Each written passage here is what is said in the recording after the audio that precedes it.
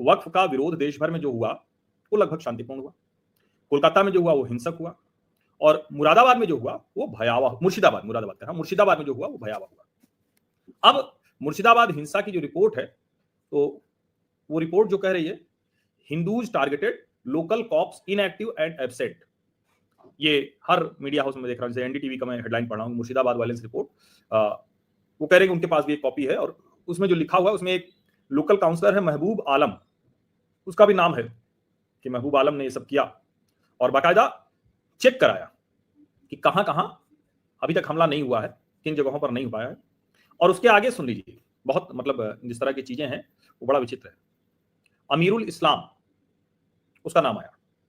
अब लिखा हुआ है कि रिपोर्ट में कि जो विधायक हैं वहां के, वो आए, उन्होंने देखा कि अच्छा ये सब हो रहा है, वैंडलिज्म हो रहा है, आगजनी हो रही, सब कुछ हो रहा है, आए और देखकर चले गए। कितना भयावह है इसकी आप कल्पना कीजिए कि उस क्षेत्र की जो पाइपलाइन थी उसको कट कर दिया गया, वाटर कनेक्शन जो कहते हैं ना, उसको कट कर दिया गया। क्यों कट कर दिया गया? जिससे कि उनकी आग बुझाई न जा सके। इसकी वजह से जो बेटबोना गांव है, बेटबोना गांव में 113 घर, 113 घर, क्योंकि पानी था नहीं, आग बुझाई नहीं जा सकती थी, तो आप कल्पना कर सकते हैं कि क्या कुछ हुआ होगा।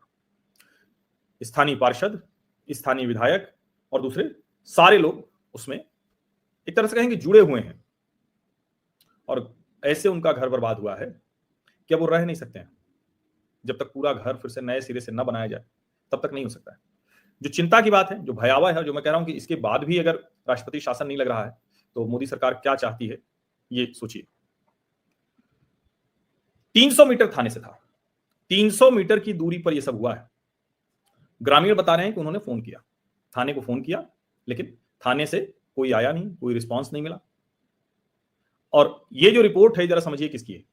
ये रिपोर्ट कलकत्ता उच्च न्यायालय के आदेश पर जो बना, कलकत्ता उच्च न्यायालय के आदेश पर, उस समिति की ये रिपोर्ट है। इसमें नेशनल ह्यूमन राइट्स कमीशन के मेंबर हैं, स्टेट लीगल सर्विसेज अथॉरिटी के मेंबर हैं, जुडिशियल सर्विसेज के लोग हैं। कलकत्ता के डिवीजन बेंच के सामने डाल दिया। अब क्या होगा ईश्वर जाने। वहां घोषपारा है मुर्शिदाबाद, 29 दुकानें वहां पूरी तरह से बर्बाद कर दी। एक छोटा शॉपिंग मॉल जैसा मार्केट था, उसको लूटा गया और पूरी तरह से तबाह कर दिया गया। ये सब कुछ हुआ है मुर्शिदाबाद में।